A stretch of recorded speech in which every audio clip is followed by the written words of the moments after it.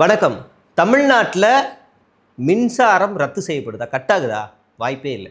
எங்கே கட்டாகுது? ஆதாரம் இருக்கா? உங்கள் வீட்டில் கட்டாகுதா? எங்கள் வீட்டில் கட்டாகலை. உங்கள் வீட்டில் கட்ட அந்த வீட்டில் கட்டாகலை, இந்த வீட்டில் கட்டாகலை. அது எப்படி உங்கள் வீட்டில் கட்டாகும்? கட்ட ஆகலை. நான் பார்த்தேன், கட்ட ஆகலை. கட்டாச்சுன்னா நீங்கள் ஜென்ரேட்டர் கட்டாச்சுன்னா நீங்கள் உடனே மாற்று எரிபொருள் சக்திக்கு போகணும். விறகு எடுத்துகிட்டு வாங்க. வெளிச்சம் பத்தலையா வீட்டை கொளுத்தி பிரகாசமாகுங்க. அதுவும் பத்தலைன்னா ஊரையே கொளுத்திடுங்க. ஒரு ஊரை கொளுத்துனா பக்கத்து ஊருக்கு வெளிச்சம் இருக்கும். அப்படி சமூக வலைதளங்களில் கமெண்ட்ஸ் நிறைய வருது. அப்படி யாரும் பண்ணக்கூடாது. ஏன்னா இன்றைக்கி நிலைமை ரொம்ப மோசமாயிட்டு இருக்கு. எம்எல்ஏ குறை கேட்டுக்கிட்டு இருக்காப்புல. 2 எம்எல்ஏ பற்றி பேச போகிறேன். ஒரு எம்எல்ஏ இந்த மாதிரி கரண்ட்டு கட்டாக இருந்தால் அது அப்படின்னு பேசிகிட்டு இருக்க, திடீர்னு கரண்ட்டு கட்டாகுது. அசிங்கமாக போச்சு, கேவலமாக போச்சு. இப்போ சொல்லியா நல்லா நடக்கும் தானேயா ஓட்டு கேட்க வந்தேன், என்னையா ஓட்டுக்கு போச்சு கரண்ட் போச்சு அப்படின்னு அங்கேருந்து குமரல் சத்தம் எனக்கு கேமரா தாண்டி மைண்ட் வாய்ஸில் கேட்குது. இன்னொரு பக்கம் ஒரு எம்எல்ஏவா அமைச்சர் அவர் ஆன் ரெக்கார்டில் ஒரு அரசு அதிகாரியை மிரட்டுறாப்புல, தூக்கி கன்னியாகுமரியில் அடிச்சிருவேன் ஜாக்கிரதை. அவன் பேக்கெட்டுக்குள்ளேயாங்க கரண்ட்டை வச்சுருக்கா, பேக்கெட்டுக்குள்ளேயே ஃபியூஸை வச்சுருக்கா, தூக்கிட்டு போய் கரண்ட் அப்படி இருந்தால் நீ கொஞ்சம் வச்சுக்க, இந்த நீ கொஞ்சம் வச்சுக்க அப்படின்னு. என்ன எனக்கு புரியல. அதுக்கப்புறம் செவிட்டை திருப்பிடணும், ஃபோனை வச்சுட்டு செவிலு மேலே வைக்கணும் அரசு அதிகாரிகளை அப்படின்னு ஓப்பனாக மிரட்டுற அளவுக்கு அமைச்சர்களே அப்படி இருக்கிறாங்க. நேற்று இந்த பிரபல ரவுடி பாட்ஷா கைதில் முக்கியமான 2 பேர் கைது செய்யப்படுறாங்க. அந்த 2 பேரும் தாவேகாக்காரன். என்னங்கடா இது ஒன்றும் புரியல. பொள்ளாச்சி பாலியல் வழக்கில் தொடர்புடைய முக்கியமான ஒரு குற்றவாளி நேற்று செங்கோட்டையின் தலைமையில் தாவேகாவில் இணைகிறார். ஆஹா, குற்றவாளிகளின் கூடாரமே. என்னது இது, என்ன இது? ஒருத்தனை சேர்க்கறதுக்கு முன்னாடி யார் என்னெல்லாம் பார்க்க மாட்டிங்களா? நம்ம ஒரு பாலியல் பொறுக்கி குற்றவாளியை தூக்கிட்டு வந்து செங்கோட்டையன் அவருடைய கட்சி தலைமையில் சேர்க்குறாருன்னா, அதுவும் தமிழ்நாட்டையே கதிகலங்க வச்ச, இன்றைக்கும் அந்த அலறல் சத்தை கேட்டால் ஐயோ நம்ம வீட்டில் இப்படி நடந்துருச்சுன்னா என்ன ஆகும், இந்த பெண் பிள்ளைகள்லாம் எப்படி வாழ்க்கையில் இனி எப்படி தைரியமாக ஃபேஸ் பண்ணும் அப்படின்னு பல கற்பனைகள் நம்ம அந்த வீடியோ பார்க்கும் போதெல்லாம் நம்ம மனசுக்குள்ளே ஓடிக்கிட்டே இருந்துச்சுல்ல. அந்த குற்ற சம்பவங்களுக்கு தொடர்புடைய ஒரு முக்கிய குற்றவாளியை தாவேகா கட்சியில் சேர்த்துருக்கு. இது சொல்கிறதுக்கே அசிங்கமாக இருக்குது, என்ன சொல்கிறதுன்னு தெரியல. அடுத்து நீங்கள் மறுபடியும் ஃபேக் நியூஸை பரப்புகிறாங்க. உண்மையிலேயே நான் என்றைக்குமே ஃபேக் நியூஸுக்கு எதிரானவனாக இருப்பேன். தாவேகா அரசாங்கத்துக்கு ஆதரவாக நிறைய ஃபேக் நியூஸ் பரவுது. அது தாவேகாவுக்கு எதிரானதாக மாறுது. அது தப்பு, புரியல. அதாவது இனிமேல் மின் கட்டணத்தை ஆன்லைன்லேயே கட்டலாம். விஜய் புதிய அறிவிப்பு. இனிமேல் மின்சாரத்தை ஆன்லைன்லேயே கட்டலாமா? இவ்வளோ நாள் ஏண்டா இவ்வளோ நாள் நீங்கள் கரண்ட் பில்லே கட்டியிருக்க மாட்டீங்க. பாதி பேர் வாடகை வீட்டில் இருக்கனால ஹவுஸ் ஓனர் யூனிட் 6 ரூபாய் 9 ரூபா 12 ரூபான்னு வச்சு கொள்ளையடிச்சிக்கிட்டு இருப்பாப்புல. இல்லைனா சில நல்லவங்கெல்லாம் கார்டை தனியாக கொடுத்துருவாங்க, நீங்களே கட்டிக்கங்கன்றுவாங்க. அவங்க ஆன்லைனில் கட்டுவாங்க. இல்லைனா ஹவுஸ் ஓனர் நான் ஆன்லைனில் கட்டுறேன், கார்டை நீங்கள் வச்சுக்கோங்க, எவ்வளோன்னு மட்டும் சொல்கிறேன், சேர்த்து கட்டிடுங்க அப்படின்னு அப்படியும் சொல்லுவாங்க. இது 2023க்கு முன்னாடி இருந்தே வந்துக்கிட்டு தான் இருக்குது. இப்போ தான் நீங்கள் கண்டுபிடி. அடுத்து இன்னொரு பொண்ணு ஒன்று போடுது. தாவேகா அரசாங்கத்தில் பஸ் எல்லாமே, கவர்மெண்ட் பஸ் எல்லாமே ஸ்கூலுக்குள்ளேயே போகுது. செருப்பு பியும் அது கமெண்டில் வருது. ஏண்டா போன ஆட்சியிலேயே அதை சிறப்பாக கொண்டு வந்துட்டாங்கடா. இன்னொருத்தன், இனிமே எல்லாரும் அவங்கவுங்க அம்மா வயிற்றுல இருந்தே அவங்களே பிறக்கலாமா? புரியல. அதாவது விஜய் புதிய திட்டம் அறிவிச்சிருக்காரு, நான் முதல்வன் திட்டம். புரியல. அதாவது ஊராம்பிள்ளைய பேர் வச்ச கதையாக இருக்குது. எப்படின்னா, இது வரைக்கும் முதலமைச்சர் விஜய் ஆட்சிக்கு வந்ததுலேருந்து பேசும்படியாக ஏதாவது ஒரு திட்டம் நடைமுறைக்கு வந்திருக்கா? ரொம்ப ஓப்பனாகவே கேட்குறேன். நீங்கள் தாவேகா சப்போர்ட் எல்லாம் வேணாலும் இருக்குது.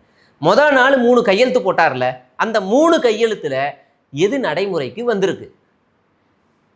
சரி, அறிவிச்ச அந்த விவசாய கடனும் ஈபியும் வச்சுக்குவோம். ஆனால் தேர்தல் வாக்குறுதியில் சொன்னது என்ன, செஞ்சது என்ன? கடந்த ஆட்சியில் அப்படியே கடந்த ஆட்சிக்கு போவோம். முதல் நாள் முதல் கையெழுத்து ஆவினுக்கு விலை குறைப்பு, பெட்ரோலுக்கு விலை குறைப்பு, மகளிருக்கு இலவச விடியல் பேருந்து திட்டம், இது வந்துச்சு. இது 3மே பேசும் பொருளான திட்டம், நேரடியாக மக்களை பயனடையக்கூடிய திட்டம். இப்படி ஏதாவது ஒரு திட்டம் இந்த ஆட்சி 1 மாதம் ஆச்சு, ஒன்று சொல்ல வக்கு இல்லை. அதுக்கு பதிலாக கடந்த ஆட்சியில் செஞ்சது இதெல்லாம் கொடுமை. 100 நாள் வேலை திட்டத்தையே விஜய் அமல்படுத்தினார். இனிமேல் வேலையில்லா திண்டாட்டமே இருக்காது அப்படின்றான். ஆடாங்க அவன்டா, இவனுங்களாம் பேச்சையை திருத்த முடியாதுங்க. நம்ம எனர்ஜியை வேஸ்ட் பண்ணக்கூடாது. அவன் இந்த மாதிரி சொல்கிறான்னு வச்சுக்கோங்களேன், நம்ம அப்படியே பார்த்துக்கிட்டே இருக்கணும். ஒருத்தனை செம்மையாக போட்டான், அதுதான் எனக்கு ஆச்சரியமே. என்னதான் பாஜக எதிரியாக இருந்தாலும் மோடி பெயரில் தமிழ்நாட்டில் மெடிக்கல் ஷாப் ஓப்பன் பண்ணியிருக்கார் விஜய். எது மோடி மருத்துவம், அந்த இது மெடிக்கல் ஷாப்லாம் அங்கங்கே இருக்கும்ல அது. ஆனால் உண்மையிலேயே மோடி பண்ணதில் 1-2 ஏதோ பேசலாம். இப்போ அந்த மெடிக்கல் ஷாப்பு கூட ஒரு வரவேற்க வேண்டிய ஒரு விஷயந்தான். ஏன்னா அந்த மெடிக்கல் ஷாப்பில் இருக்கிற மாத்திரைகள்லாம் இருக்குல்ல, கொஞ்சம் விலை குறைவாக இருக்குது. இப்போ நீங்கள் சுகர் மாத்திரையை வெளியே போய் வாங்கினீங்கன்னா ஒரு 4000 ரூபா 5000 ரூபா வருதுன்னா, இங்கே போய் வாங்கினீங்கன்னா அதோட பாதியில் இன்னும் கூட கம்மியாகவே கிடைக்கும். ஒரு டாப்பாக கொடுக்கும். ஒரே ஒரு வித்தியாசம், மெடிக்கல் ஷாப்பில் ஒரு 2 மாத்திரை போடுறீங்கன்னா இவன்ட்ட 4 மாத்திரையாக போடுறான், அவ்வளோதான். ஆனால் 2 ஒரே எம்ஜி தான். இவன் வந்து இது விஜய் கொண்டு வந்தாருன்றான்.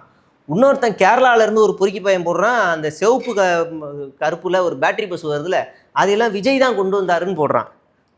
இவங்களை வச்சுக்கிட்டு நம்ம என்ன செய்கிறது? சரி, சட்ட ஒழுங்கு போவோம். கடைசியாக அந்த எல்என்டி கூட அப்படி தான் போட்டாங்க. அப்புறம் தமிழ்நாடு அரசே சொல்லுது அது ஏற்கனவே இருக்குது அப்படின்னு. சரி, தாவேக்காவுக்கு எதிராக ஃபேக் நியூஸை பரப்புறது யார்? தாவேக்கா தான். உண்மையிலேயே யாராவது நாங்கள் எதாவது பரப்புனா நீங்கள் தாராளமாக கைது பண்ணலாம்ப்பா. நாங்கள் இந்த மாதிரி ஃபேக் நியூஸை பரப்புகிறோம் அப்படின்னா நீங்கள் தாராளமாக கைது பண்ணலாம்.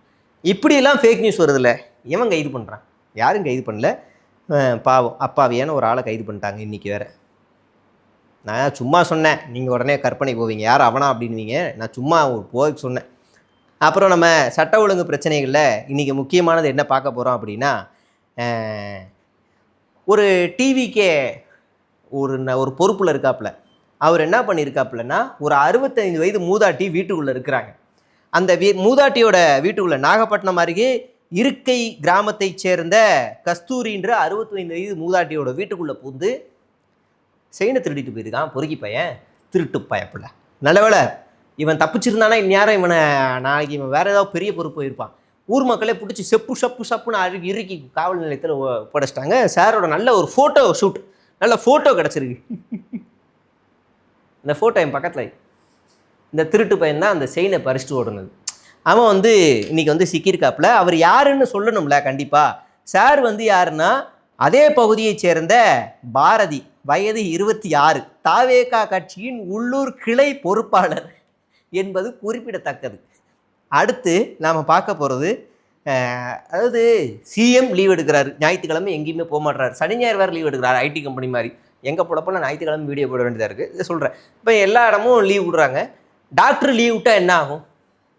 வக்கீல் கூட லீவ் விடலாம், ஜட்ஜு கூட லீவ் விடலாம். டாக்டருக்குலாம் லீவ் விடலாமா? ரொட்டேஷன் பேஸில் வரல. ஒரு ஆள் போய் மருத்துவமனையில் இன்னும் புலம்புற அளவுக்கு நிர்வாக சீர்கேடு நடந்திருக்கு. அந்த வீடியோவை பார்த்துட்டு கைஸ் பாருங்கள், இதுதான் அரசு மாவட்ட தலைமை மருத்துவமனை திருக்கோயிலூர். இங்கே வந்து பூச்சி கடிச்சிச்சு. நான் வந்தேன், இந்த பாருங்கள் கை ஃபுல்லாக பூச்சி கடிச்சு அப்படியே சொறி ஆகிடுச்சின்ட்டு வந்தோம். ஓபி சீட்டு கூட என்கிட்ட இருக்குது. ஆனால் வந்து டாக்டர் இல்லைன்னு சொல்கிறாங்க. காலையிலே வந்தோம், டாக்டரு வந்து இல்லைன்னு சொன்னாங்க. இப்போ மதியம் 2 மணிக்கு வந்தோம். இப்போ கேட்டால் டாக்டர் வர்றதே டவுட்டு தான்.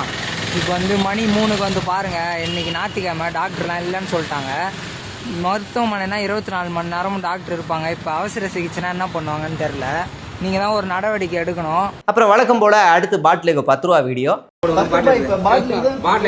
எவ்வளோ தெரியல? 10 ரூபா. எவ்வளோ 10 ரூபா. அப்புறம் ஸ்டிக்கருக்கு 10 ரூபா. வேற சும்மா நான் எனக்கு அக்கௌண்ட் நான் சும்மா போட்டு விடுவோம். பாட்டில் 10 ரூபா, பாட்டில் 10 ரூபா, ஸ்டிக்கர் 10 ரூபா. மொத்தம் 20 ரூபா. இது எவ்வளோ? 210 ரூபா. எனக்குலாம் இன்னும் ஆர்டர் வரல, எங்கே வேணா போய் சொல்லிக்க. நான் 10 ரூபா வாங்குவேன், ஸ்டிக்கருக்கு 10 ரூபா, பாட்டிலுக்கு 10 ரூபா வாங்குவேன் அப்படின்னு திமிரா பேசக்கூடிய அடுத்த வீடியோ.